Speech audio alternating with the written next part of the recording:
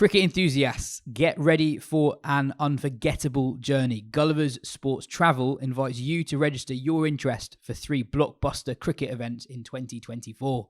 Immerse yourself in the ICC Men's T20 World Cup in the West Indies and USA.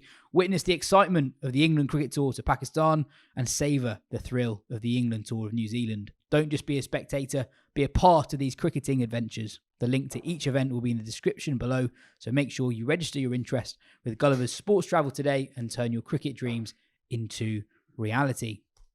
Hello and welcome to the Wisden Cricket Weekly podcast. England sprung a major surprise in their test squad announcement for India, sensationally fast-tracking 20-year-old Somerset off-spinner Shoaib Bashir into the senior setup.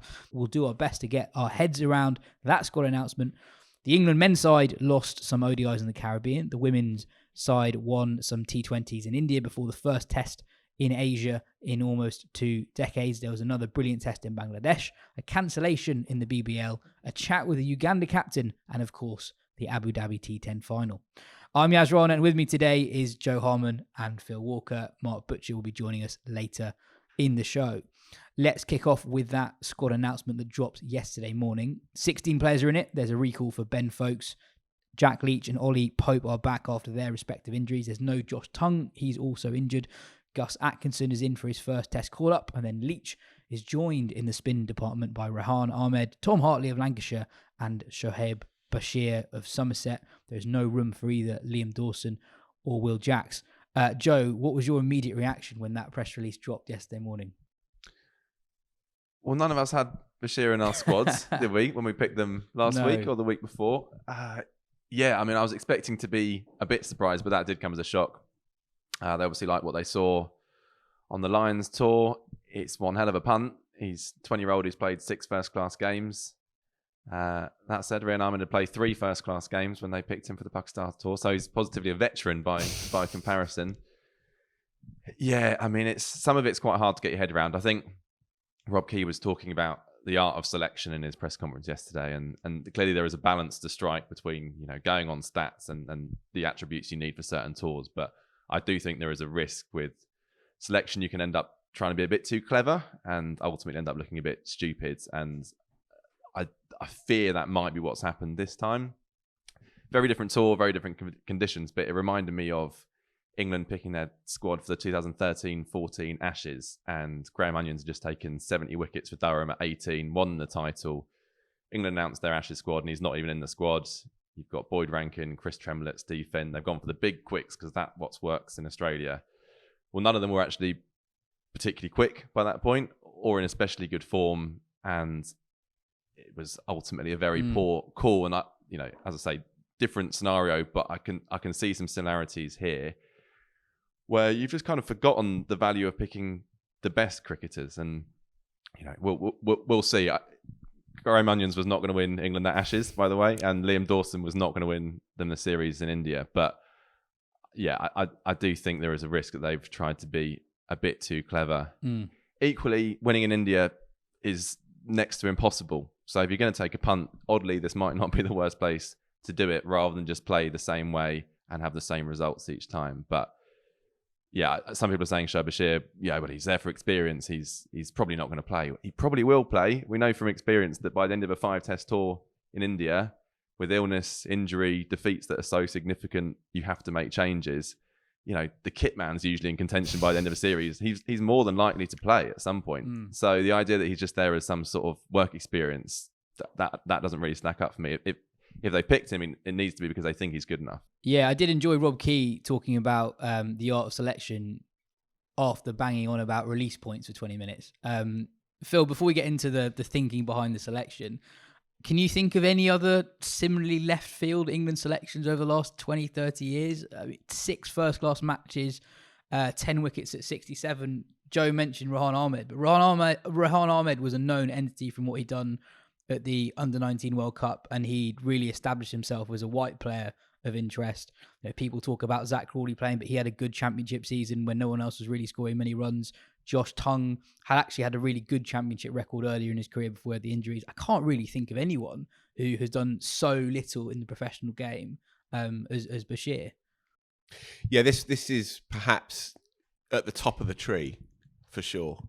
There's been some eccentric selections for India tours, generally, by England over the years. At least we have moved on from the 93 tour, where they basically took a bunch of medium pacers and Salisbury to bowl in the nets. Oh, and Embers was bowling as well. He got a game. And then Salisbury, of course, ended up playing in that first test match, having just been a net bowler. But they also went in there with Paul Taylor, a useful sort of medium fast left arm seamer. Very useful at Northampton in Stick April. to your strengths, Phil. Stick to your strengths. Less so Eden Gardens in 1993. There's always been some eccentricities around the India tour. Richard Dawson was selected, I think, in 2001. 2001. I was just looking at that first test squad. James Foster keeping wicket in that match as well, having barely played for Essex, was still a student at Durham. India does inspire these slightly left field calls. Which prominent self-publicist on the Wisden podcast has hit Richard Dawson for 6 in a competitive game? That'd be you. That would be me, correct. Okay. Well done. I didn't think it was Ben. But you may as well. Obviously, Dawson should be on the tour, and that's perhaps a slightly convoluted situation there with him. He wasn't going to usurp Leach initially. I think they might be also covering their back slightly by saying, well, we didn't want to demean him by getting him to carry the drinks. I don't fully buy that, but whatever. No. Clearly, he should be on the tour, and he's not. Perhaps they're looking at his age and thinking, we have to start trying to find ways around this perennial problem. And as the test game becomes ever more narrowed, then playing India is going to become more regular. So perhaps they're thinking that they need to try and find some bowlers for not just this time, but next time also. That they need to try and tailor certain components to conditions. Dawson should be on the tour if you're talking about ability, because he's going to bowl more balls in the right place than these two greenhorn kids. When everybody in history has said to you, a spin bowler needs to be bowling for 7, 8, 9, 10 years until they fully are on top of their skills. We now have three of the 4 spinners who have bowled for 5 minutes between them. This is the thing that he kept on talking about: release points and speed. There's a lot of talk of bowlers who drive it into the pitch and those are sort of bowlers who thrive in India. But there was no talk of accuracy and building pressure. And on these pitches, I talked to Ravi Patel a couple of weeks ago, who's a spinner for England Lions for a bit, played for Middlesex, and he was saying that on those sort of pitches, you need to be more accurate actually than you do on English pitches, because you have more attacking fields and the margin for error is actually smaller than it is on other sorts of pitches. And I don't know, it just feels like in the way they've talked about it is they're saying that you want bowlers who are taller and quicker, but the incumbent spinners are Jack Leach and Rohan Ahmed, who neither of whom are particularly tall. And you wouldn't describe Leach in particular as a bowler who really drives it into the pitch. And he's just quite a steady bowler. Good success. Exactly. Yeah, I think the attributes thing, if you've got 2 players of fairly level pegging and then you're trying to decide which one to pick, fair enough, go with one whose attributes are more naturally suited. But if you're comparing someone who's just taken 50 wickets in the championship season and someone who's played half a dozen games in their career, that doesn't feel like a comparison. I suppose the comparison really is Dawson and Hartley, isn't it? Bashir is a bit of a wild card. They wanted an off-spinner, seemingly, although how much success an off-spinner is going to have against a predominantly right-handed Indian batting lineup is another question. But the Dawson thing frustrated me a bit, because I think if Keeve genuinely thinks Hartley is the better selection than Dawson because of the attributes he offers, then fine. I disagree with that, but that you can make that call, you can make that argument. I think to then say, as Phil alluded to, that Dawson probably wouldn't fancy going as a reserve. Again, 15-16 squad, Dawson would probably end up playing. Also, put that question to Dawson. It sounds like they haven't done that. And my concern is that actually they've just sidestepped a potentially awkward situation where Dawson turns them down. That opens a can of worms that, it's embarrassing. It potentially leads other players to feel more confident doing the same. And have they convinced themselves that Hartley is the right call for India just because picking Dawson might have opened a can of worms which would have been problematic? Yeah, no, definitely. Also, on the Dawson thing, he keeps on saying that Hartley is ahead of Dawson in the hierarchy, and I just don't really. I don't know. I understand that they value certain attributes in India, but I haven't heard a good explanation as to why someone who will be good in India hasn't had success in England, if you know what I mean. I understand that not every bowler who does well in England will do well in India, but I haven't yet heard a good explanation for why someone who will do in India hasn't done well at all in England. I hear that. I hear what you're saying. And I think there's a chronology of thought from England here in that I understand what you're saying, but at some point they've gone Hartley over Dawson, and that's the bigger call. The Bashir thing, I think, I think there is quite a lot of space between a county captain managing even a Jack Leach, even like an established good spinner, obviously on English pitches, managing an English spinner in games that are 3.5, 4 days long, where you are hedging your bets a little bit as well. And of course, you play on green ones, blah, blah, blah. Vast world of difference between say, a Tom Abel managing Jack Leach in May and Ben Stokes managing Jack Leach in anywhere, but especially in Chennai, Rajkot, etc. Stokes puts a massive run price on wickets in Test cricket. We've seen it. It's wild. And that's the way that he does it. We saw it in Pakistan. It was extraordinary to watch. For hours, you'd see Shafiq and Baba just bat. And yet Stokes would keep the field up constantly and he'd give them another 4 and they'd just tick along at 5 and over. But then suddenly you'd go bang, bang, bang. And then you're back in the game. And Stokes is prepared to play that game more than any other English captain we've ever seen before. So I'm just trying to figure it out here. How you'd overlook someone with Dawson's pedigree and record for a couple of greenhorns, a couple of raw kids. And perhaps they're thinking, sure, Hartley's going to drag one down and over, and Bashir, who will play, is going to give you a full toss or a half volley once every 7 or 8 deliveries at best. But they might sticks because of their components, because of the pace that they bowl, and because, as you say, the release points, the hackneyed on release points, perhaps they will bowl more unplayable wicket-taking deliveries against a team that is going to be on the front foot, that is impregnable, and will be looking to dominate on pitches that are juicy. Perhaps they think, for all that Dawson's going to bowl many fewer bad balls, perhaps Bashir, Hartley, etc., and Ray and Ahmed definitely are going to bowl more unplayable balls. And Stokes might just think, look, I'll give up 800 runs a game if I can get 20 wickets, and I'll back my bunch of lunatic hitters to get 800 runs. Yeah, I'd buy that if it weren't for the fact that Dawson did brilliantly on pitches that turn lows last year. Totally. Totally. For me, it's bizarre. I can understand Jack's a lot more, by the way. I think his traits as a sort of floaty, containing, very orthodox right arm off spinner, I think would be milked mercilessly out there. So I can kind of understand that, and perhaps they see him in a different format anyway. Dawson to me is a nonsense, but I'm trying to get my head around it. I mean, for the record, by the way, when we were talking about this in the summer, Butch a couple of times said that he'd have Dawson over Leach just on their bowling anyway. Well, yeah. But I think actually balance of the 11 is a bigger question than the identity of the third or fourth spinner. But Dawson is part of that as well, because currently you look at their bowlers, there is no one good enough with a bat to bat at 7. And that is a real problem from this series. That is much more of a pertinent issue than, whether Bashir or whoever else is the fourth spinner here. But Dawson could have potentially helped with that, in that he bats in the top 6 for Hampshire. He couldn't have batted in the top 6 in Test cricket, but he could have maybe batted 7, certainly been a good 8. As it is, we've now got a very difficult side to put together. I'm sure we're going to come onto this. Yeah. You ready for this bit? I just wanted to spend a minute or so on how Bashir ended up in the squad. Sure. Because I think once the Hartley-Dawson thing, for whatever reason, was done, they were looking for a fourth spinner in that squad.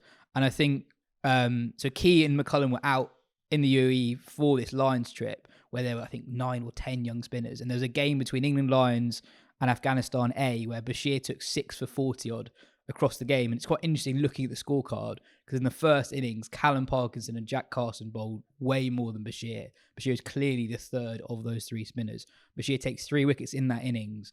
then in the second innings gets an earlier go and he gets rid of all of the Afghanistan top three with properly good deliveries, bowls them through the gates. I've seen this on socials, yeah. So I think that I completely understand. I almost understand that more than the other decision, in that Bashir was being compared to directly to spinners who were playing that game, and Bashir out-bowled them. I sort of understand that. And also, Ben was making the point yesterday, when you've only got a sample size of 6 games, your average changes very quickly. For sure. And if those games were first class, then his record looks very different. Indeed. And I had a look at the kind of, not famous game, but the notorious game when the Hampshire Somerset game, when Dawson took a hatful and Bashir took one for 178, I think, in the final analysis. And I had a look at that game, and I actually had a look at the highlights, believe it or not. I did some research yesterday. Wow. And he took 1 for 50 in 19 overs in the first innings. And the wicket he got, he clean bowled Gubbins, who was on 49, I think, with one that really shot through and beat him for pace and did him a little bit in the lack of flight. And on day one against a good side, 19 overs, 1 for 50 is a pretty good turn on day one when you've lost the toss. And then in the second innings, Hampshire were miles ahead of the game, and then he bowled, and Hampshire was setting up a declaration, and obviously he could have bowled them out, but that the momentum of a game of cricket shifts very, very much against the fielding side when they're already behind on third innings. So perhaps, as Ben says rightly, the sample size is so small as to almost be disregarded when it comes to that 6-7 average, right? Which looks bad, but it needs to be contextualized for sure. I don't mind the Bashir selection personally, because if they think he's got something a bit unusual, then definitely take him along. And when you're 3-0 down, chuck him in for that 4th test, whatever, fine, let's see. But as Joe said, the Hartley Dawson selection is more questionable to me. As I said on the show about Dawson the other week, he could easily out-bowl Leach on this tour and then become England's number 1 left-arm spinner for the next 2 or 3 years and bat at 7 or 8 and make them perhaps a more complete team anyway. So he'd have had that opportunity. For them not to have even dangled it in front of him, I find that eccentric, to say the least. Going on to the side balance, the other big news from the squad was that Stokes is very unlikely to bowl at any point during the tour, which leaves England extremely short on all-round options. So Root is the only feasible bowling option in the top 7, unless you're counting Harry Brooks' medium paces. I can see Joe was about to jump in there. So that leaves Joe's bowling a lot. Exactly. So if you look through the bowling options and trying to work out who is actually going to bowl, so really in the side you've got 2 seamers out of Anderson, who's 41, Wood, who you really can't over bowl, and his sort of threat diminishes the more he bowls across the series anyway. Robinson, whose fitness has always been sort of unreliable at best. And then you've got the uncapped Atkinson, who's really not played that much first-class cricket and not played any in Asia. And then you've got 2 of Leach, Ahmed, Hartley and Bashir. So they really could have done with the all-round option of Dawson or even Jacks to give them some sort of flexibility, because you're right, Joe Root's going to have to bowl loads on this tour. It's very messy. I mean, it's not the headline news, but I'm surprised there's only 4 seamers on that tour as well. If Josh Tongue had been fit, maybe they've added up to 17. But yeah, I mean, it looks like they're going to have to decide whether Folkes or Bairstow keeps wicket. So come on then, let's do it. I would go Folkes. I think you know what side your bread's about, don't you? No, I don't think you can risk Bairstow's keeping over the stump. I don't think you can risk having him behind the stump. So does Bairstow not play then, or does Brook not play, or does Pope not play? Brook definitely plays. So for me, it's Bairstow or Pope, which is a really, really tight call. I would probably lean towards playing Pope and not playing Bairstow, because Pope was doing a good job at 3. If you don't have Pope, and then you have to do the awkward shuffle of, does Root bat 3, does Stokes bat 3? So you can just go Pope, Root, Stokes, 3, 4, 5, Brook at 6, or Brook at 5, Stokes at 6. I don't mind which. And I think, Bairstow has played, he averages 30 in the subcontinent, and apart from his angry 100 in Sri Lanka, he's never made a big score out there. He's not got a good record in India. It's not that, obviously he's going to play some part in the series, but I would start with Pope at 3, Folkes as your keeper at 7.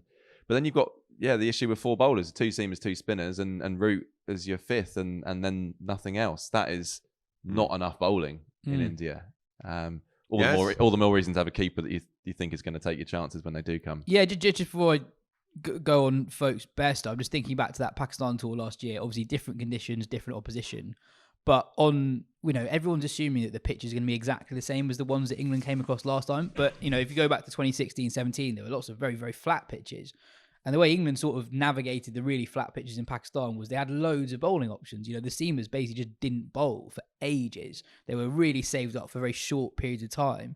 And now with this makeup of an England side, you've got spinners to target. You're like, if you have a go at Leach, and India's batting lineup is much more capable than Pakistan's at targeting individual spinners, they're going to really target Leach, Ahmed, or whoever plays. And then suddenly those seamers, I think it's a really high risk of them having to bowl a lot more than England are probably planning for them bowling at this point. And there's none of those four really you want to be bowling particularly long spells. So I'm sort of surprised there isn't a workhorse seamer in there. Off the top of my head, I can't really work out who that would be. But I think it would be Robinson if we can take the significant leap of faith that he can stay fit. Yeah. And back-to-back 5 test matches, very unlikely that any seamer is going to play all of them. But that's the job that he did brilliantly in Pakistan. It's also the job, in fairness, that he did at Lords in the Ashes test match when he bowled a 13-over spell, most of it dug into the pitch. Didn't get enough credit for that spell, I didn't think at the time. So he is that bowler. I guess what you're describing, like Craig Overton, would maybe be the closest to what you're... I mean, I'm not saying he's going to take a stack load of wickets in India. But... Yeah, I'm not saying that I'm not saying that he should be playing the first Test match, but at least just to have the option of someone else. I guess there's a line still happening at the same time, and that squad's not been announced Potts yet. will be on that as so well. I guess I suppose there'll be seamers there who will probably end up playing the 4th or 5th Test, I imagine. I spoke to Wokes here in August, September. Yes, man of the series last time. Man of the series, and I said, so India tour, and he was... Yeah, he more or less retired himself. He was very, very sanguine about not going on that India tour. To answer your question, I definitely have folks keeping wicket. I would probably start the series with Pope out the side. He's got a poor record against India, home and away. And Bairstow's got enough credit in the bank just as a batter, really. I appreciate your point about his record in Asia. But I probably lean just towards Bairstow for the start of the series. But, there's a huge question mark. Brook at 3 or Stokes or Root? Or we don't care at this point? I don't really care at this point. Fair enough. But, it's a huge series for a lot of those players who've actually got decent recent records. As well as Crawley played last summer, a lot of his runs are against a lion-light Australia attack. There are still massive questions about his ability against spin. Duckett did well in Pakistan, completely different conditions in India, where it will bounce a lot more. We saw him struggle against spin in West Indies, where the pitches were very different to what England had in Pakistan. Pope's got a poor record against India. Same question marks are there for Brook, who has not had a good time of it in India, did well against Pakistan, but again, completely different conditions. It could be a really difficult tour, very long 5 Test matches. Yeah, and just to add on the Pope Bairstow thing, I can hear Bairstow's defender saying, "Well, Pope was awful in India last time." He was. You hope he's a better player now, and also, again, you don't want to talk about this as some sort of development tour, but Pope learning how to play in the subcontinent is huge for England's Test future. Bairstow's had quite a lot of cracks at it and not particularly nailed it, but. Like I said, they'll both end up playing plenty, I'm sure. Yeah, I mean, how would you go, Phil? I would play Pope at 3, and Bairstow can sit on the bench to begin with. And definitely you play folks out there. Because as you say, you can't give up chances when there's going to be few and far between anyway. Yeah. Didn't someone email or maybe tweet, tell us how England are going to win the series? Someone asked... Sorry, I've forgotten their name, but they said, please give us 5 reasons as to why England will win the series. All right, Stokes' captaincy. Yeah. Stokes' captaincy. If he's fit. Stokes' captaincy. I suppose he can do it from the sidelines even if he's not playing. He was on crutches the other day. It seems mad, but... The game that they won out there last time, which is almost notorious now because of what followed, but the Chennai game... is a model of how you win Test matches in India, how India win Test matches in India, in that you win the toss, you bat first, and you wait for the pitch to crumble. Joe got 40% of the runs in that first innings, just as he got 60% of the runs in the Sri Lanka series before that. That's obviously how you do it. If England win 4 out of 5 tosses, then they'll win. Then they'll win a Test match. Completely fair, but also that India attack, you had Shabazz Nadeem. So it was neither Jadeja or Axar were playing that Test match. You had an old Ishant Sharma and Washington Sundar, who's not really been seen in Test cricket since. So it wasn't prime India. And I think they probably are more confident as to who their not just main attack are, but the sub guys are now to that point in time. But fair point, England did win a Test on those pitches. I think the most positive thing is looking how Australia did earlier this year.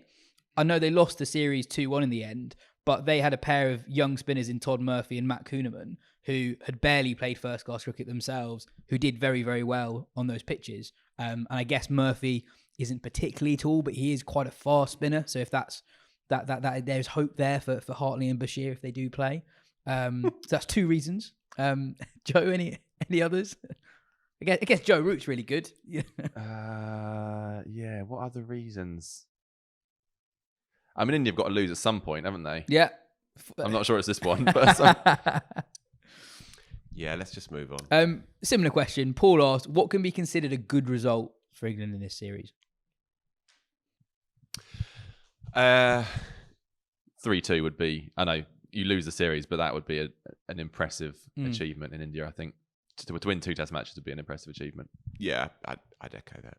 Cool. Anyway, let's head to Mark Butcher, who will first give us his thoughts on the squad and then the England-West Indies ODIs after the Windies seal their first home ODI series win over England since 1998. Butch, England have picked a 16-man squad for that 5-match tour of India. There are a couple of names in there that I don't think either of us were necessarily expecting. The uncapped left-arm spinner from Lancashire, Tom Hartley's in it. People were talking about him potentially making a plane. Not many were talking about 20-year-old Somerset offie Shoaib Bashir.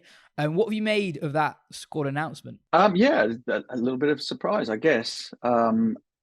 Congratulations to everyone that's made it onto the trip. It's a fabulous tour. Sort of the name was completely a bolt out of the blue. I had to do an enormous amount of sort of digging around to find out 1 or 2 bits and pieces about the lad.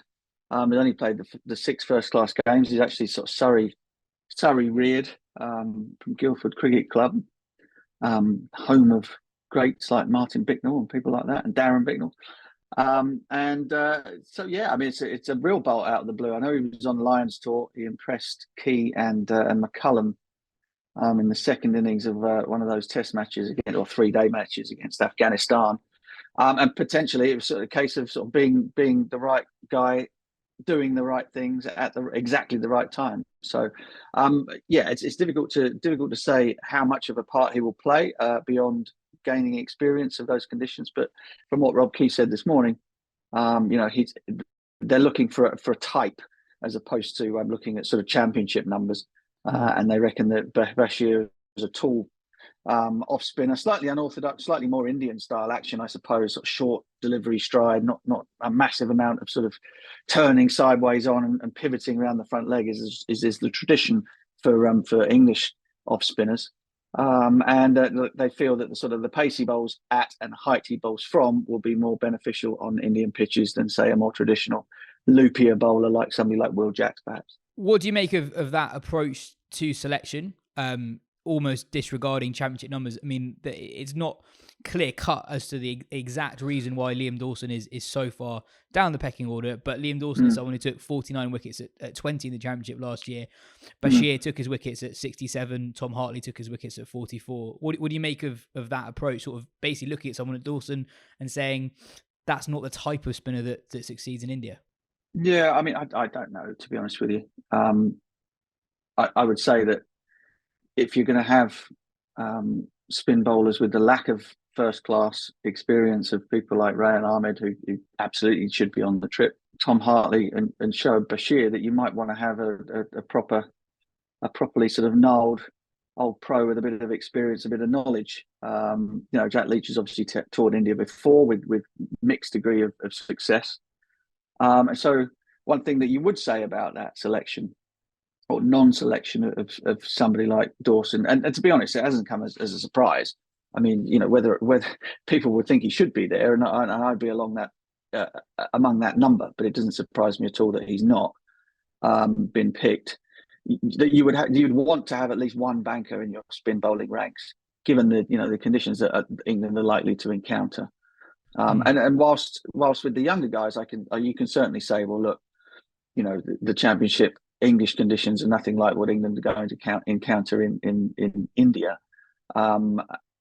However, when you have somebody that is that experienced and knows their job and is as accurate as he is and all the rest of it, it's a little bit odd to sort of bypass all of that experience in favour of three guys who are absolute ingenues at this level.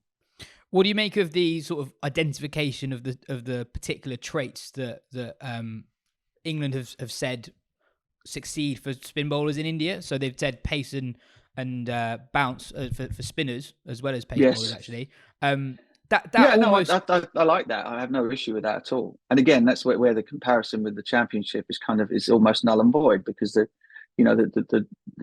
type of pitches or the type of bowling that tends to be more successful in India. You think somebody like Harbhajan Singh, for example, quick through the air, drove the ball into the surface hard. Jadeja's the same. Only Ashim really who really takes the pace off from time to time, but he also is tall and has the ability to bowl it quickly too. So I have no issue with that logic at all, none. I suppose that the one thing is that there's a lot of pressure on Jack Leach. Again, he then has to do the job of perhaps bowling large quantities of overs in turning conditions, keeping a lid on scoring rates and taking wickets. And then you hope that the younger guys will come in and have their day, as Rayan Ahmed did it in Pakistan, in more favourable conditions, perhaps second innings of the game.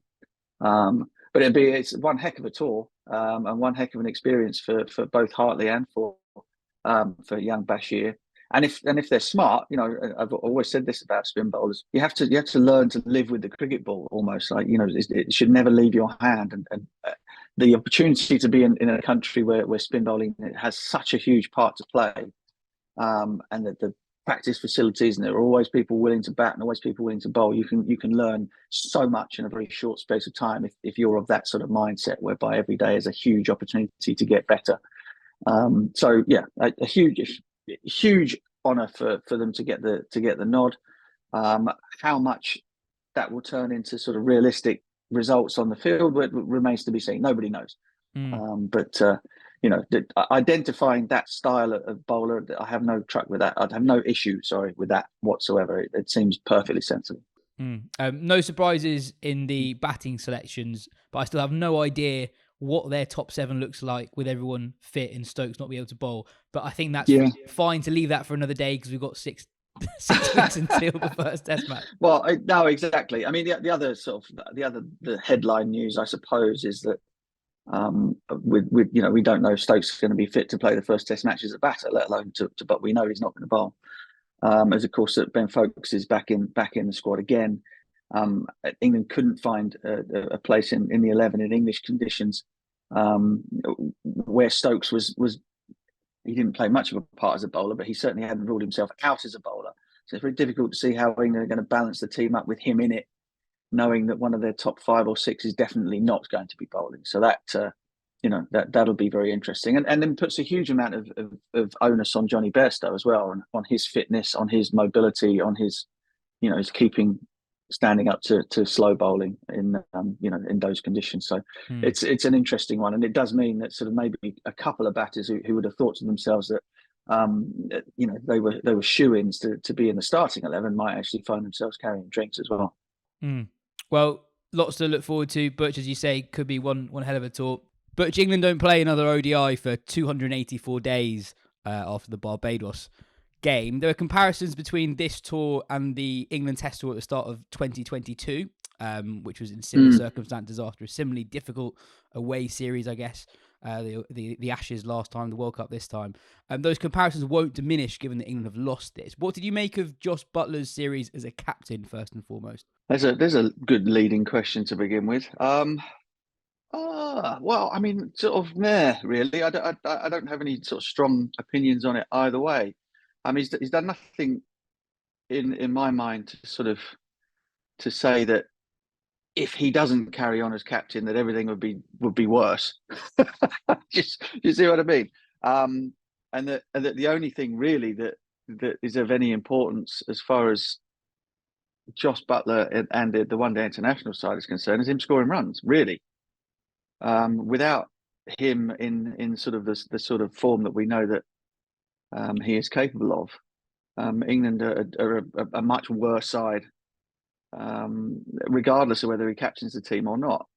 I thought during the there were some bizarre sort of calls, I suppose. I mean, not least in the second game when England in the power play had got West Indies 4 down or whatever, and then having not bowled Will Jacks in a run chase, where the West Indies were chasing 325, they were miles behind the 8 ball. The ball was turning, and Sam Curran was clearly struggling. And you probably would have thought, well, maybe if we can not bowl him 10 overs, that might not be a bad idea.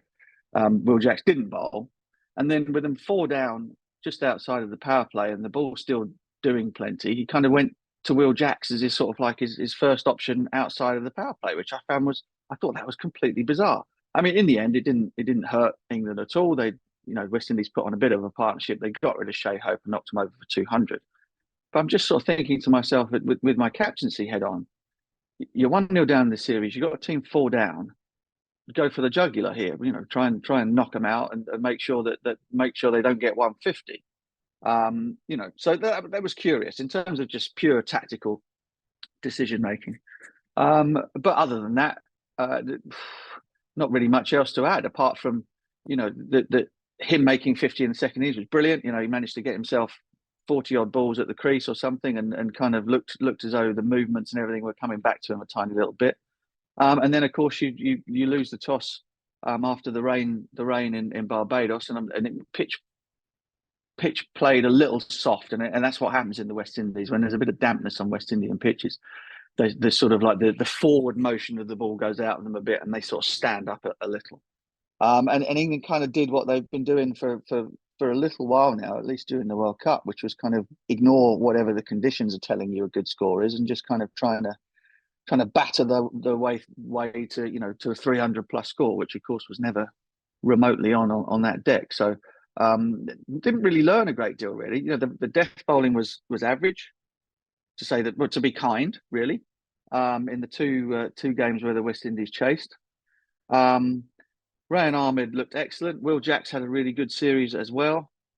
And beyond that, you're kind of left with as many questions as answers. Harry Brook, obviously, there's no question about him and his position in England's one-day side going forward as a sort of linchpin at number 5.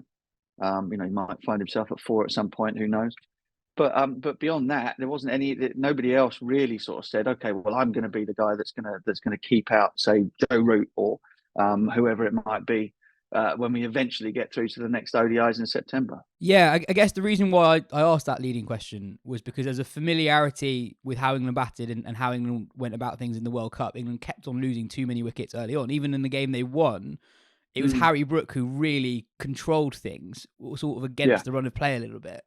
And messaging is going to be quite important with a potentially new group of players who haven't played that much 50-over cricket before. In the third game, when Duckett and Livingston put together that partnership to get England back in the game, I thought they were quite fortunate to last as long as they did. There was so much time left, and they were still playing shots that didn't seem to reflect the state of the match situation. And I wonder, neither of us were calling for this guy to be involved with this series. We both understood why he was left out, but I almost wonder what selfless cricket and the whole discussion around that, I wonder if that warps the individual players' thinking a little bit, because in the England-Ireland series, Sam Hain had a decent series, and he was sort of criticised from some quarters for not scoring quickly enough. He's then left out of this series, and I wonder what sort of message that shows, because I look at someone like Phil Salt, I think is really talented, but his numbers are just T20 numbers. He averages mid-20s against 4-member sides and ODIs, strikes at 130, 140. He's gone 12 games without facing more than 30 balls. And I wonder, is the messaging right for a group of players who just haven't played 50-over cricket? These aren't experienced players who know the format inside out. They perhaps do need a bit more active messaging from whoever the captain and coach is. Yeah, I mean, that's entirely possible. And again, one of the myths perhaps about England under Owen Morgan was that the strike rates were all up in the 120s, 130s, and they scored 400 every time. Well, it's not strictly true. They had experienced players at 3, 4, and 5 who would take advantage of very fast starts by Bairstow and Roy.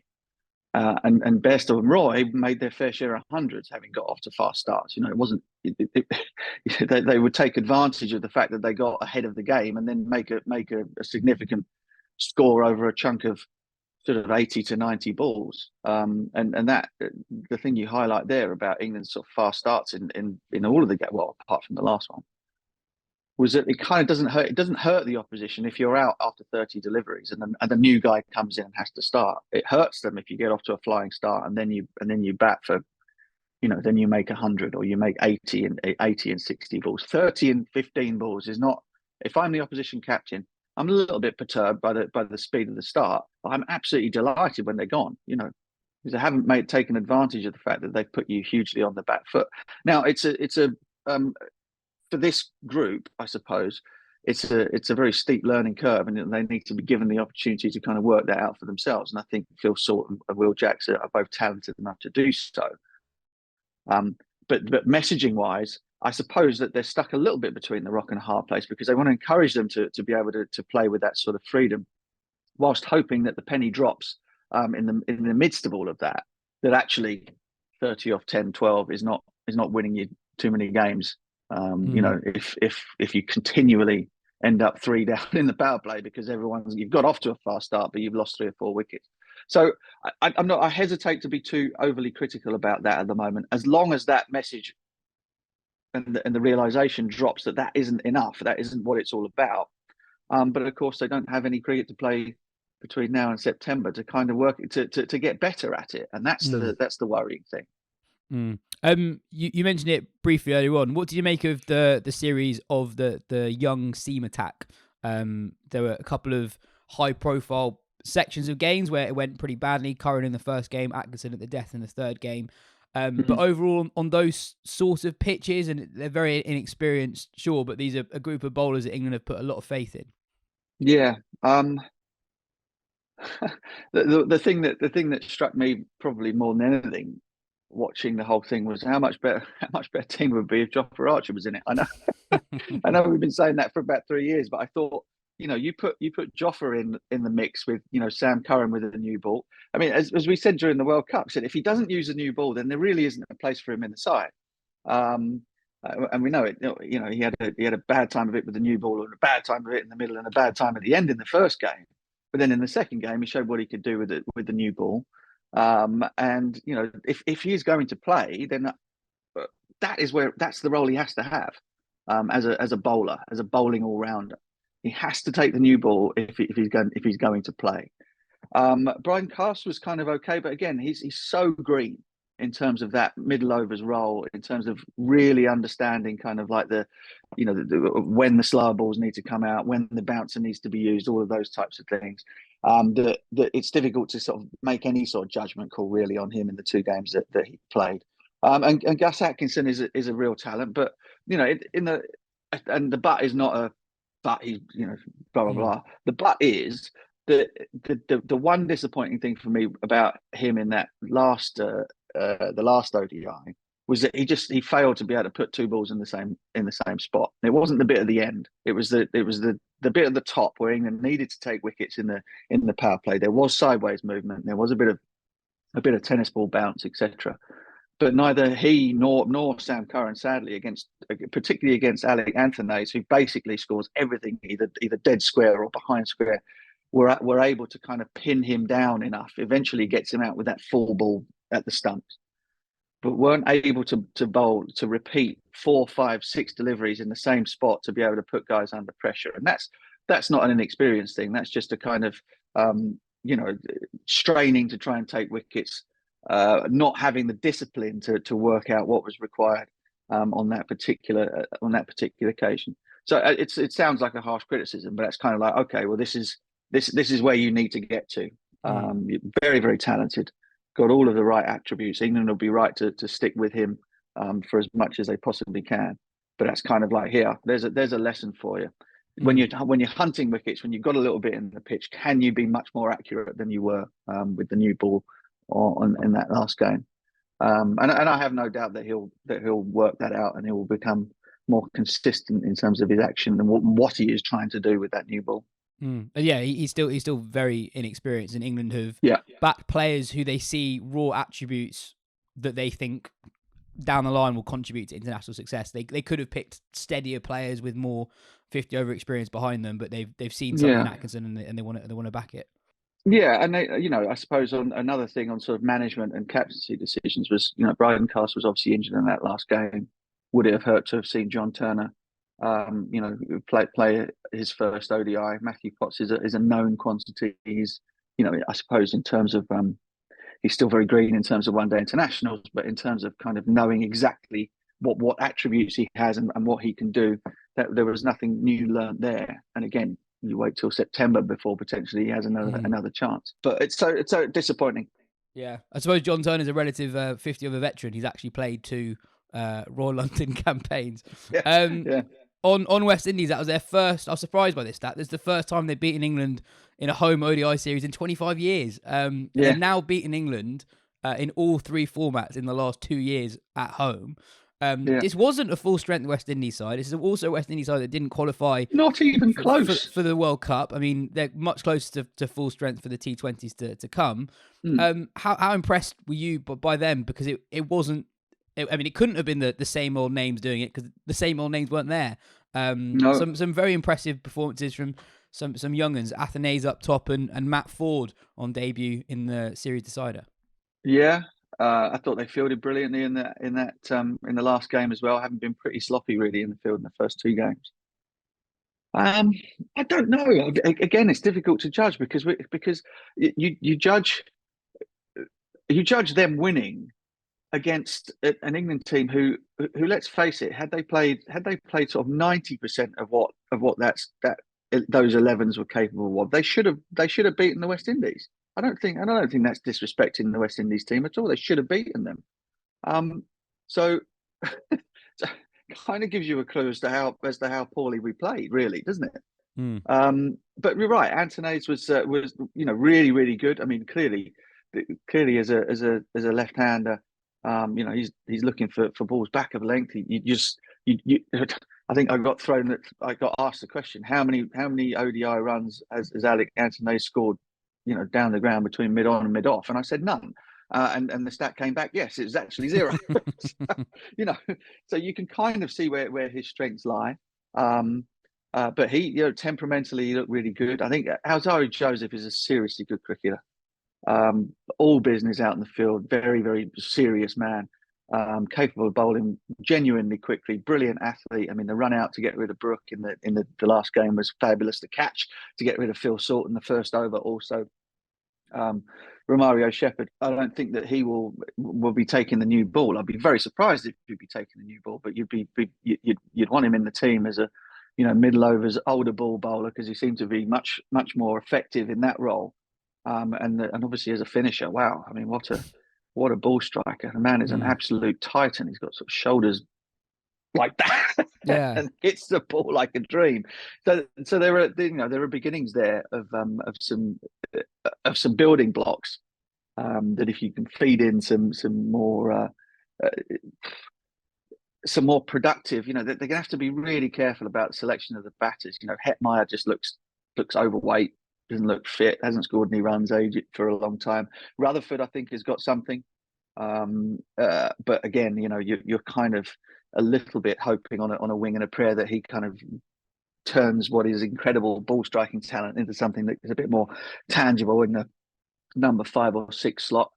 Brandon King, is he sort of beyond the point now where they need to start looking elsewhere in terms of younger players for in his role? But they knitted together in the face of all sorts of wranglings behind the scenes with the Bravo family and the people upset with the selectors as they always are in the West Indies, and somehow a ragtag bunch of guys who've got some experience and some who haven't got very much have managed to turn over England for the first time in 25 years. What that says about West Indies prospects for the next World Cup, I do not know, because England were pretty bad. To get beaten, I think, by that particular group of players. It tells you more about England than it does about the West Indies. Just finally, on what you said about Hetmeyer, we're not going to talk about ODI cricket for 9 months. And Hetmeyer is someone who is still one of the best T20 players in the world. He goes for so much money in the IPL auction, one of the most consistent T20 death hitters. He had a very good start to his ODI career. Just reflecting on the last 3 months, this block of ODI cricket, do you think that the general cricketing public, the teams, even media, etc., have sort of underestimated the difference between T20s and ODIs? It's sort of been an assumption that you can just transfer good hitting in T20 cricket to innings building in ODI cricket, where actually there is a world of difference between the two formats. Yeah, I think sort of England and English cricket is partly to blame for that perception. You know, the idea that players, good players growing up will play little to no 50-over cricket whatsoever, and then be expected to transfer their skills in the 100. I mean, we're not even talking about the blast. We're talking about 100-ball cricket into 50-over cricket against sort of test match bowlers who are able to bowl much more than just 4 overs. They're not trying to get it under your feet from time to time. They're bowling, heavy test match length. You've got a long time to bat. There's plenty enough time to get bowled out in a 50-over game. The bowling skills are very different because, again, batters aren't coming at you looking to go at 12s from the beginning in 50-over cricket. I don't know how many times I've had to say this, but if a high class batsman wants to milk you for 100 and then explode in the last 5, 6, 7 overs, there's nothing to stop him from doing that if all you're doing is running up and bowling variations at him the whole time. Variations become, they are effective when guys are swinging from their arse, but if they're just out there just playing, they'll just pick you off if they're good enough. So I mean, yeah, it's been a myth. It's always been a myth that the two things are just literally the same. They're not. 50-over cricket is much closer to test match cricket than it is 20-over cricket. Yes, that you need the skills, but you need to. There's a difference, and there's a pressure on having the knowledge and the ability to know when to apply them, when to put the foot down, when to pull back a little bit. There's much more nuance in the 50-over game, and England may find that out to their cost sooner rather than later, just given the lack of experience of nearly all of these guys who are going to be coming to replace the old guard in recent years in playing that format. And it's bloody difficult to learn on the hoof. And it's even more difficult to learn when you've got 9 months between assignments. I don't envy them at all. Yeah, well, that is it for the England men's ODI side until the 19th of September 2024, where they play Australia at Trent Bridge. Cheers for your time, Butch. Catch you after the 5 T20s against West Indies later this week. Phil, if someone wants to buy their loved ones some cricket books this Christmas, what should they do? They should go to Fairfield, Yas. Fairfield is the publishing wing of Wisden, the book publishing wing of Wisden, and you get there by going to thenightwatchman.net. So go online, thenightwatchman.net, and there you will find a whole plethora of beautiful cricketing titles. So go there, and the more you spend, the more discounts and deductions you claim from it. Personal favourite is Son of Grace by Vanessa Baksh, which came out a couple of months ago. There you go. There's a copyright over there. I read it when I was doing the Wes Hall piece. It's an absolutely beautiful piece of work. Frank Worrell, the great Frank Worrell. It's a biography, definitive biography of his life. That's a beauty. But there's other award winners in there who only cricket know. The account of the Hutton's England tour of the West Indies in 1954-55, the political, social backdrop of that incredible tour, not just on the pitch, but off it as well. That won all the awards. Moeen Ali's children's book, The Legend of Spark Hill. All of these options are there for you. Scott Oliver, the great Scott Oliver, Sticky Dogs and Stardust, great overseas players. In the provinces, A.B. de Villiers playing in the Lancashire Leagues, that kind of stuff. Brilliant book. Anyway, go there. You get loads of discounts. It's beautiful. And, if you're struggling to fill a stocking or two ahead of the festive period, then go and do that. That would be much, just go and do that. Another story to emerge from the Caribbean this week was that Jofra Archer has made his competitive comeback sort of without telling anyone. So he played for his old school in the second tier of Barbados club cricket, and the England hierarchy were unaware that he'd done this. This was after England politely suggested that they'd rather he didn't put his name forward for the IPL auction next week. Also, some of it was bowling left arm spin. I was just thinking with that high release point, having him missed a trip. Maybe this is. Yeah, imagine rocking up on a Saturday morning and Joff was in the opposition. So he supposedly took 4 for 18 with at least one of those wickets reportedly coming from his left arm spin, which suggests that he took a few wickets bowling properly. And I've seen some clips of him bowling the England nets last week, and he's bowling pretty sharp. Anyway, the T20s start tonight. England are not far off full strength with the T20 World Cup round the corner. And the West Indies have the likes of Andre Russell, Nicholas Pooran and Rovman Powell involved. That's Russell's first West Indies appearance in over 2 years. Looks a strong squad, that Windies one. I was just thinking, you wouldn't fancy your chances of beating them at a T20 World Cup. You know, one-off game, they could beat anyone in the world still, which I know their form doesn't show that. But as an 11, it's pretty formidable. Yeah, no, definitely. They look very strong on paper. This series will also be the first time a stop clock will be used in international cricket. It's part of a 6-month experiment announced last month by the ICC. The idea is that it is supposed to speed up play. So the bowling team will need to be ready to bowl the first ball of their next over within 60 seconds of the previous over being completed. After 2 warnings, a third slow turnaround from the bowling side will result in a 5-run penalty imposed against them. I like that. Didn't know that. And also there's the flip. So if the bowler's ready but the batter isn't, then the batting side can also get penalty runs as well. I was unaware of that. I think I read that this morning. I remember, and I thought that was smart. That just seems like a good idea. Yep. Maybe we've nailed it. We're all for it. Just wait for that to be quietly buried in 6 months' time, and we'll all just move on. It's like the 6-second thing for goalkeepers. Remember they tried to bring that in. I thought that still it does still stand, exists. No one ever pays any attention to it. Yeah. From West Indies to India, England claimed the T20I series against India 2-1.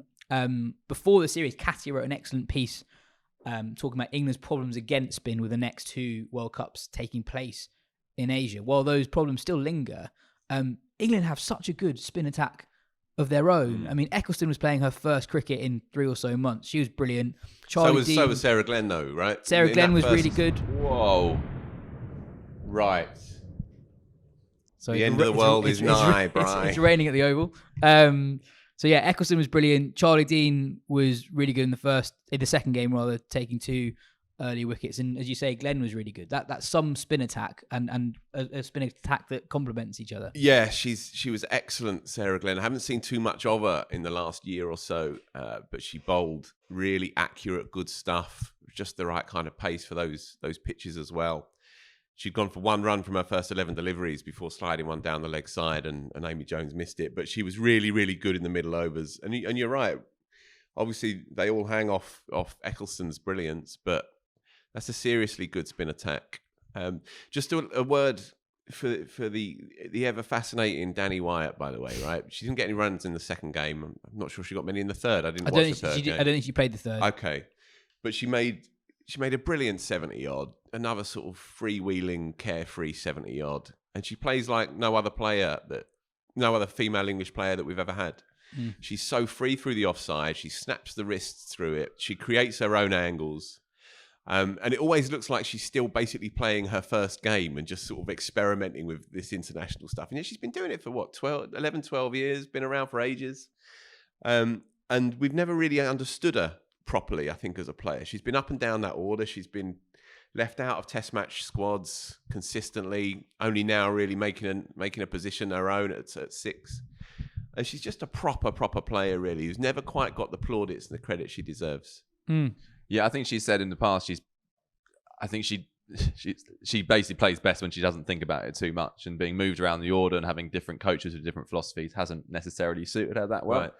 Whereas John Lewis's approach of just, go out and play your natural game, which, is obviously a really dull cliche, but I think in her case, it really does suit her. Oh, 100%. I mean, that innings was brilliant. So England were 2 for 2 in the first over, and then Wyatt and Sivabrunt put on 138 in quick time for that third wicket. And yeah, Wyatt was brilliant. India have a slightly fresh look to their bowling attack, and sort of every bad ball was suitably punished by Wyatt in particular. But I think it is a concern for England building towards a World Cup that it's the same old batters making all the runs. I mean, obviously, Siva Brunt makes a big chunk of them.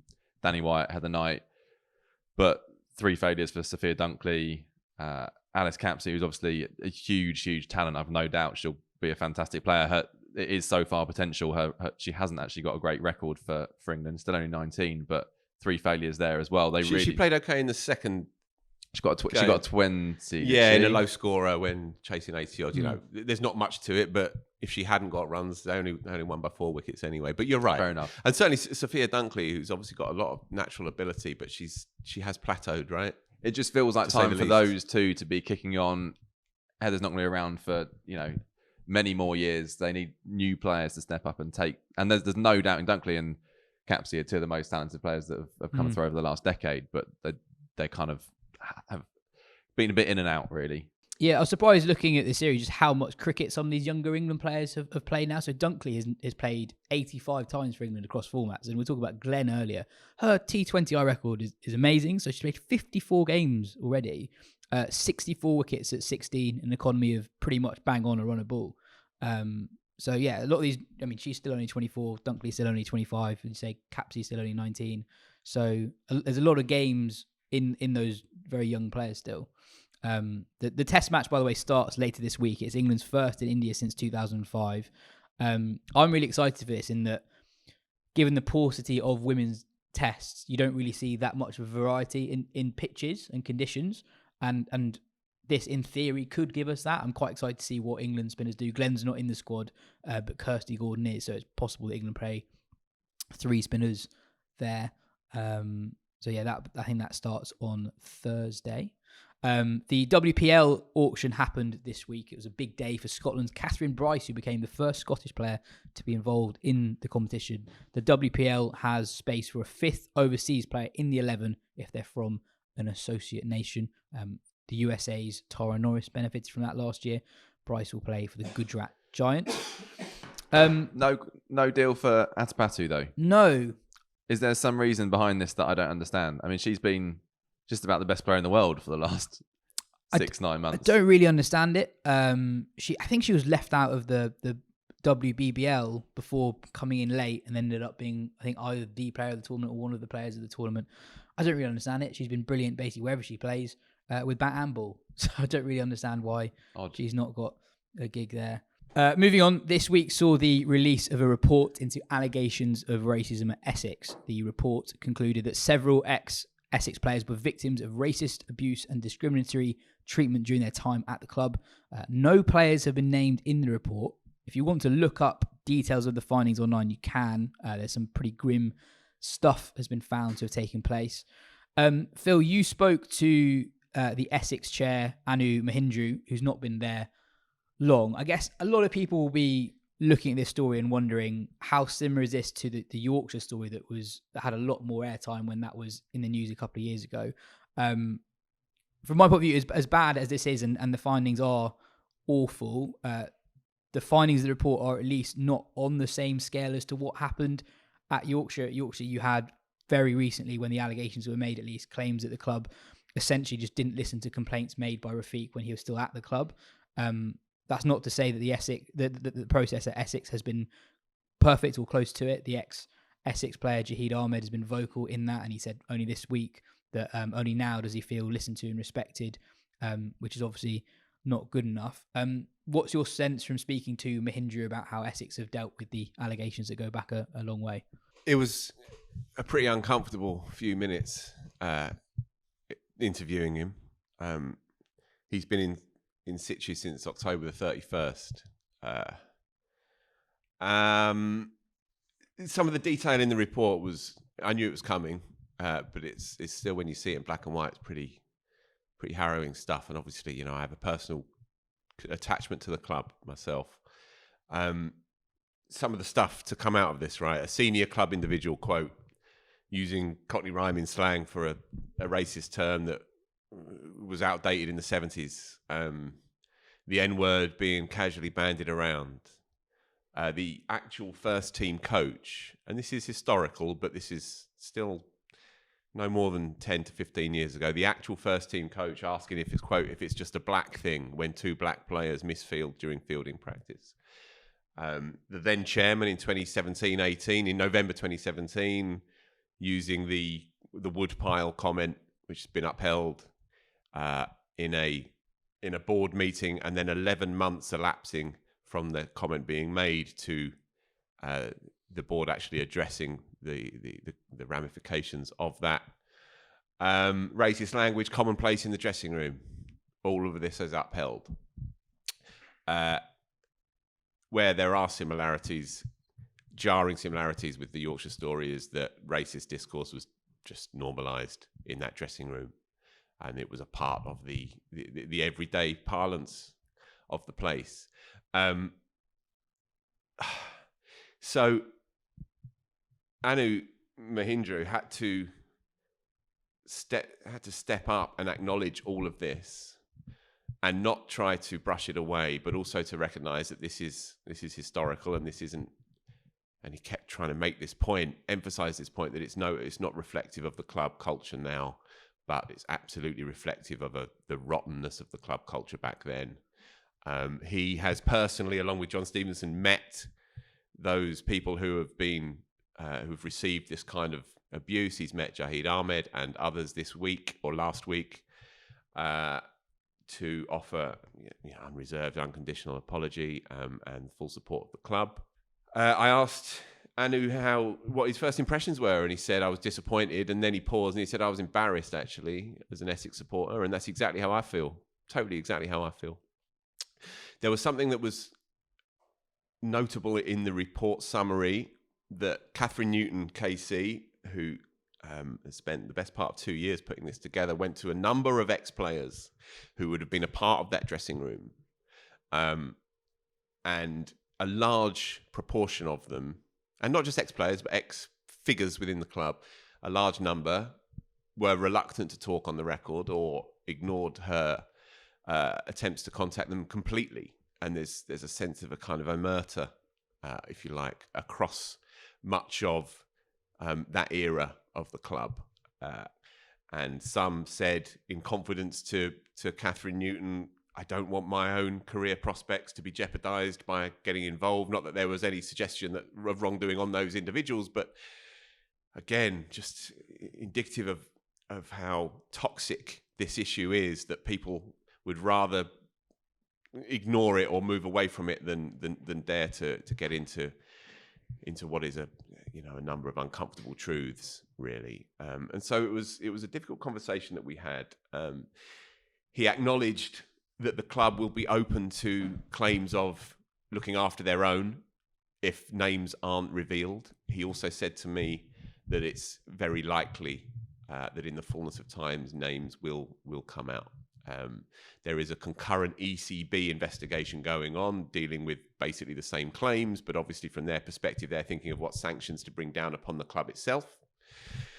So they don't want to jeopardise the ECB's own investigation, but he also said we have a duty of care to not just the victims, but those who have been accused as well, the perpetrators, if you like, seeing the consequences of those who were embroiled in the Yorkshire scandal. I think it's inevitable that names will come out, and some of those names will perhaps still have resonance in the club in the here and now, and then that will be a case for the ECB and for Essex as to what sanctions are brought down upon those people who may still be actually in the employ of the club. I do want to say one thing, and I don't want this to be misconstrued, right? Because I found this really difficult personally, and I know it's a very easy thing it's a natural thing for an organisation who's been dragged necessarily through the ringer to try and say this is a different era now, and it's a natural thing to say, and you hear it from governments, and you want to dismiss it. But the story of Essex there's a sad irony to all of this, that in many ways Essex is a beacon of trying to do the right thing by working class communities and ethnically dense and diverse communities in a way that other clubs are still playing catch up. And the numbers are there in recent years. And this is not for a second to try and excuse what was clearly a filthy, toxic culture for a number of years. But the work that they do in East London in particular it needs to be considered as well. When we talk about Essex cricket today, and I went along to the Leighton hub in East London, which is financed by the South Asian Action Plan, so ECB financed, but also financed in part by the club itself, and also part financed by Graham Gooch himself, who doesn't like it being said, but has been the single biggest financial driver of the whole Essex youth program, and he does it all out of his own pocket. Anyway, I went along one night. Arfan Akram, who's a Essex man to his pad straps, runs the place, and I've known him for many, many years. And Gooch was there, giving up his time, of course, as he does on a Monday night, Tuesday night. And there was a collection of about 20 odd players there, and it was stirring and rousing, and it was reflective of how thriving this particular hub is for cricket. And the numbers are there. So in the context of working class cricket and urban cricket being ignored around the country, there used to be, in 2014, so 9 years ago, there were 150 teams spread across 5 leagues in East London. As of now, there's over 400 teams across 17 leagues. So in 9 years, there's been a 300% increase in available cricket for working class people in East London. Right, so that's mind-blowingly positive. And you went to watch it, and it was rousing and all of that. But here's the kicker. I spoke to a parent of one of the kids who's in the Essex pathway. Brilliant young quick bowler, 16, 17-year-old. Only wants to play cricket for Essex. It's his only dream, and then to play for England. He's a young British Asian lad, and his mum got chatting to me, and she said, oh, my boy, it's all he thinks about. Can you have a word with him and tell him that there's another world out there as well? And she said, but what chance is he going to have? Knowing what was coming, knowing what this report was going to tell you. She said, what chance has he got? You know, and speaking as a parent, she was saying, well, we should be moving him away from this, because she'd read the headlines. She knew what was coming. She would have spoken to other parents, right? Harboring the same kinds of concerns, the same kinds of reservations. So this is the big challenge again now, just as Yorkshire found. How do you begin to repair your relationship and your reputation with these communities that have come to rely on you and have felt closed off for so long, and now all of those wounds that were beginning to be healed are now opened up again? And how do you regain the trust of people, in particular, people of influence in working class and ethnically dense, diverse communities? How do you regain their trust? And that will be a big challenge, I think, for Essex going forward, because this is a necessary process, and it will take a lot of time, and it needs to, I think. But to dismiss the club and the current iteration of the club as being complacent, driven by its own cliques, is not, I don't think, a fair reflection of what the club looks like now. Yeah, I think everything you said is completely fair, but I guess also part of moving on is dealing fairly with what's gone wrong in the past. And we were saying before we started recording that, you know, the word racist covers actually quite a big scale of wrongdoing. There's still very bad, obviously, but on the less extreme scale is using words in a setting that isn't meant with malice and it's reflective of a culture that's set by other people. Someone might have just said a word, but then there's also, on the other extreme, is decades long mistreatment of people because of their color of their skin. So I understand why individual cases of someone might have said this word 25 years ago. I understand why it might not be beneficial for stories like that to come to the fore. However, if in protecting people involved in stories like that, more serious cases of racism, systemic cases of racism are brushed under the carpet, that is where I guess some people are worried stories like that might not emerge in the protection of certain individuals. Indeed, potentially. Indeed. The thing that made me most uncomfortable in all of those details that I listed earlier, the coach casually looking at two black players misfielding during fielding practice and saying, "Oh, is it a black thing, is it?" And you imagine how insidious that is.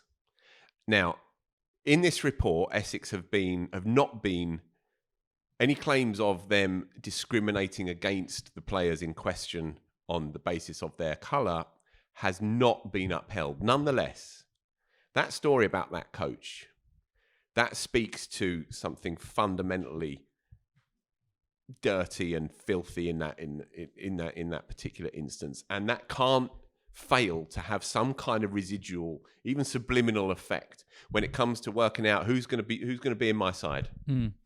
Well, do I want those two lads because it's a black thing because I can't field? Do I want those two, or do I want someone else? And that, to me, that particular instance, that was the thing that was most chilling of the lot, because I think there is a difference between a 22-year-old kid coming into a dressing room, sensing that this is the normalized atmosphere and trying to inveigle their way into it. And I'm talking about people on both sides of this scrap, right? Just as, a young, naive, young white kid will come in and think, okay, well, if this is what they're saying, then that's what I'll say. But also, of course, a young British Asian kid or a young black kid will come into the dressing room and think, all right, if this is how it's going to be, then I'm going to have to find a way to cope with it myself.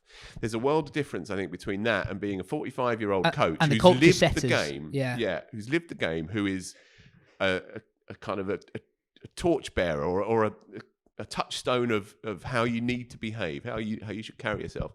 Dismissing two players like that, to me, well, I find it pretty sickening, to be honest. And that. Yeah, look, I've said enough. Do you know what I mean? I've said enough. I just find it hard. And I guess people's reservations about how Essex are moving forward, we will just see more in the future. This isn't the end. You've still got the ECB investigation to come, for sure. And if that is when the name's coming out, that is when then we'll see how Essex deals with it. And there will be other counties who are very worried at these developments as well. I mean, Yorkshire and Essex are the stories, but it would be naive in the extreme to think that these were the only two dressing rooms that had this kind of culture. But we know this, right? We can't say it out loud, but we've spoken to people off the record. We've spoken to a number of people. And no one wants to be the headline story who is a whistleblower. I completely understand that.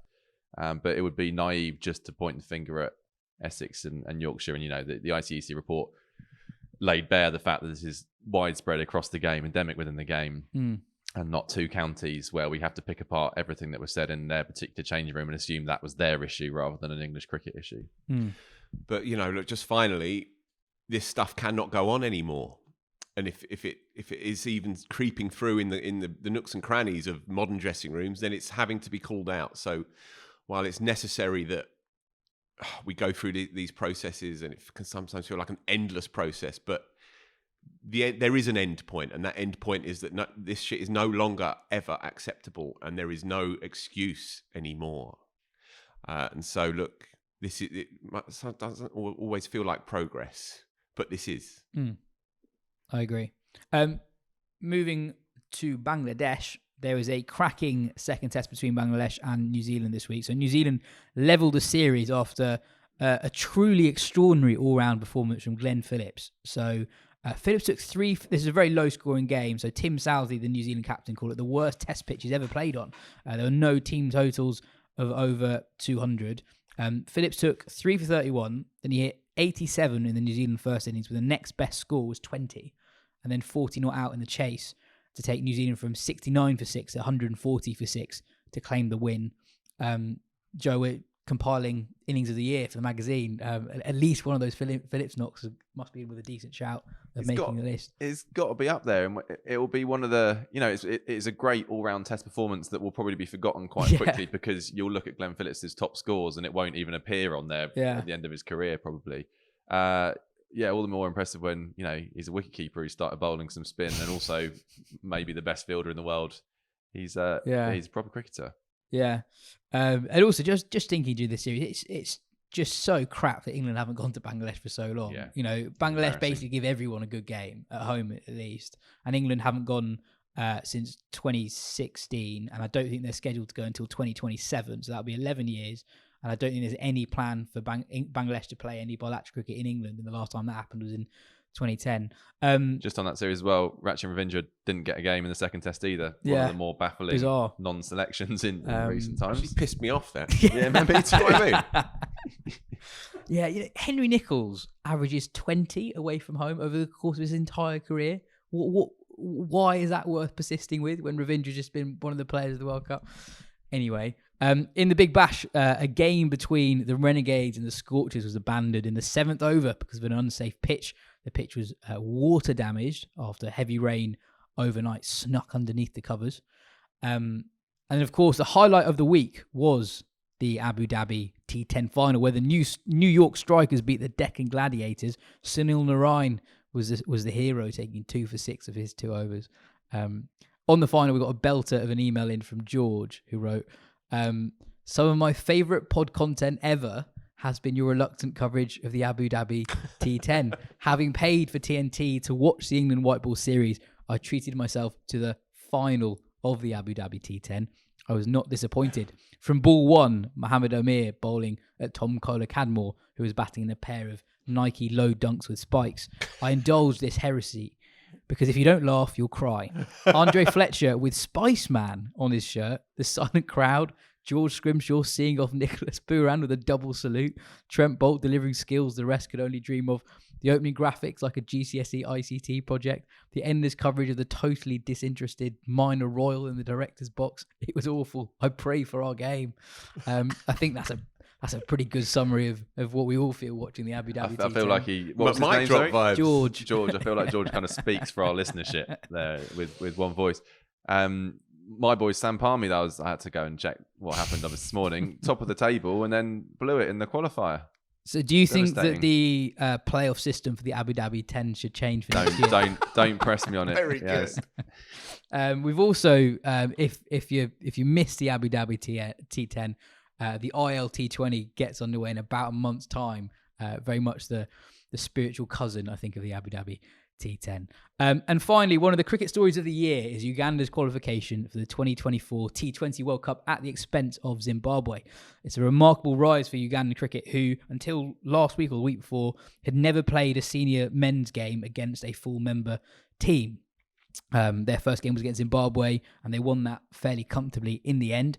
I caught up with their captain, Brian Masaba, to talk about their achievement and what comes next for Ugandan cricket. Brilliant. Uganda are in the T20 World Cup. How does that sound? You qualified for the World Cup. Yeah, it's an awesome feeling. It's only just sinking in. It's been a crazy 2 weeks for us. So we're very excited as a country. Yeah, I mean, give us a sense of how popular cricket is in Uganda, because Uganda haven't qualified for a World Cup before. So yeah, give us a sense of how popular the game is there. Yeah, so cricket is not the biggest sport in Uganda. For football, it takes that that privilege. But cricket has been growing over the last couple of years. Obviously, the team has done well, so it's developed a following over the last couple of years. So, but no one ever imagined that we'd make it to a World Cup this soon. And the sport has just gone viral on the social media ever since we qualified. Yeah, what have the few days been like since you qualified? Have you got a lot of attention from places you didn't expect? Yeah, absolutely. There's been a lot of stuff in the news. The players have had to do a lot of interviews over the last couple of days. So the country is excited. They really want to know what sport is that just made it into a World Cup. Yeah, and how do you feel about qualifying for the World Cup? You're in the same tournament as Australia, India, England, Pakistan, some of the very best players in the world, players I'm sure you've watched on TV for a lot of years. Yeah, look, it's absolutely massive for us. Like you said, these are guys we idolize, the guys we've grown up watching on TV. They're the best in the business. So, just the thought that we'll be sharing a field with them, or sharing a dressing room, having a chance to speak to these guys, let alone play against them. it's absolutely massive. I said it before. It's the stuff of dreams, and it's just become a reality for a lot of these guys. So guys are super excited and looking forward to the challenge. I was speaking to Innocent earlier, and he was saying that a lot of the players aren't full-time cricket players. A lot of them have other jobs. What is that like, sort of managing players who also have different jobs to perform that well? Yeah, look, sport, especially cricket, is not yet big enough in the country to, where guys can make a living off it. The club structure is not that well developed that guys can be fully paid. So a lot of the guys have had to find other ways, other means to make ends meet. So there's a lot of guys that are working, and there's other guys that are in school studying. So guys have had to make a lot of sacrifices to make this dream happen. So it's not the easiest thing to do, but the guys are passionate about the game, and we've played as a team for the last couple of years. We've played as a unit, so we believed in the dream when this process was started 3 years ago, and for it to come to fruition, I think is as a result of a lot of sacrifice, both on the part of the players and the association as well. What do you put the success down to? Because the win over Zimbabwe was, you say it's happened so quickly. The win over Zimbabwe was the first time you've ever played a test nation, and you didn't just beat them, you beat them quite comfortably. Last year, Zimbabwe beat Pakistan in a World Cup. Pakistan ended up in the World Cup final, and you beat Zimbabwe. So what do you put that rapid success down to? I think it's been a very concerted effort. Like I said, over the last 3 years, Lawrence Matlani came to Uganda and sold a dream to the association. He sold a dream to the players. He told the guys, look, we could play in the 2024 World Cup, but these are the steps we need to take now. So, in that period between 2020 and 2023, we've played a lot of cricket. We've played, I think, more than 60 T20 internationals. So, it's been a long road. It's been a lot of cricket. The association did what they could in terms of facilitating the players. They tried to make sure they had contracts so that they could, sort of train together as a team. So, it's been quite a bit of effort, but it was very intentional, and it was all leading up to that qualifier. So, it's really good that the team went down there and did well. Talk me through that Zimbabwe game in particular. You're playing against someone like Sikandar Raza, who plays in the Pakistan Super League. When in that game did you feel like we've got this? Yeah, we started off really well with that run out in the first over. For us, we pride ourselves on being a good fielding unit. So, to be able to throw that first punch in the first over and get one of their main batters out through a run out, I think it just got the team going there. And then, everybody just sort of pitched in as a bowling unit, as a fielding unit. We've been to down to Namibia a number of times, so we knew 136 was way below par. And at that point, just speaking to the batters, we were saying, look, they've not got enough runs. We have a chance to actually go out there and win this. And everybody that went out to bat was believing that we could get over the line.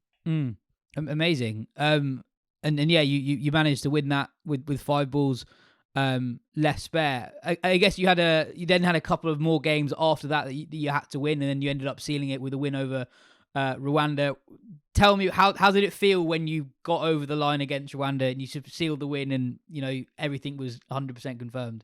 Yeah, for me personally, it was a massive relief because after the Zimbabwe game, the pressure sort of doubled because then our fate was in our hands, and we knew we couldn't afford to mess it up from there on. So it was massive pressure every game after that. So to finally get across the line was a massive relief. But also in a way it was some justification for all the sacrifice that guys had put in. I'd been part of the team before where we'd come so close and fallen short.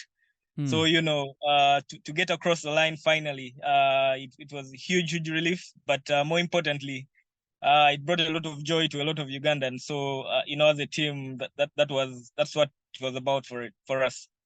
Talk to me about some of those sacrifices that players are having to make. Is it in terms of working on another job? Is it in terms of how far they have to travel to sort of meet the group? What are we talking?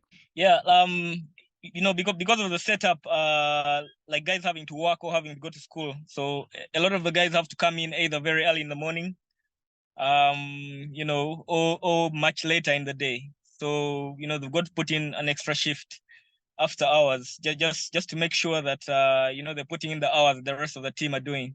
So even the coaches have got to be able to make that time for those players that are not available during the regular hours. But also the amount of time spent away from home. Like I said, we played a lot of tournaments, a lot of games in that period. So guys had to spend a lot of time away from family. So it was a huge sacrifice as well.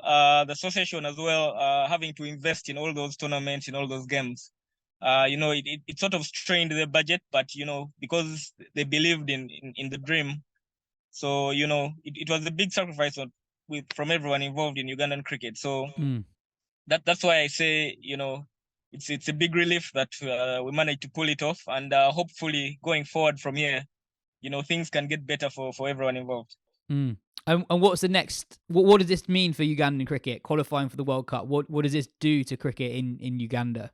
Yeah, look, this tournament had a lot of eyes on it. The cricket world was watching, and now the cricket world knows there's a country named Uganda somewhere. So hopefully it opens up opportunities in terms of facilities and facilitation. Hopefully the country can get behind this. The government can finally get involved, in making sure the game continues to grow. We're badly in need of facilities, grounds. But also hopefully it improves the ability of the association to take care of the players, so that they can continue playing the game, continue getting better, and the sport can continue growing from here. And what does the next 6 months before the World Cup look like? What have you got on the horizon? So next week we're off to South Africa for the Africa Cup that we're going to defend. We won it last year. But there's a lot of cricket coming up over the next six months. There's a couple of tours lined up, a couple of countries that want to come down and play here as well. So it's going to be a very busy year for Uganda cricket. But amid it start, that the World Challenge B starts as well. That's the 50 over qualifier for the ODI World Cup. So in between that, we've got to keep an eye on that as well. So it's loads and loads of cricket coming up. Yeah, and I guess a World Cup. That the 2027 World Cup's in Africa as well, so that would be a big deal to qualify for that. Yeah. It would be nice if we could get into that as well. Yeah, it'd be amazing. It'd be amazing. Well, Brian, thank you so much for your time. And again, congratulations on an amazing achievement, and best of luck over the next 6 months. Yeah, thanks. Yes, awesome. I appreciate it. That is everything for today. I think this might be our longest ever weekly episode. Sorry. So well done for getting to the Dan. end. Sorry. Well done, Joe. Well done, Phil. Cheers for listening, everyone. We'll be back next week for the first of 2 sort of Christmas specials.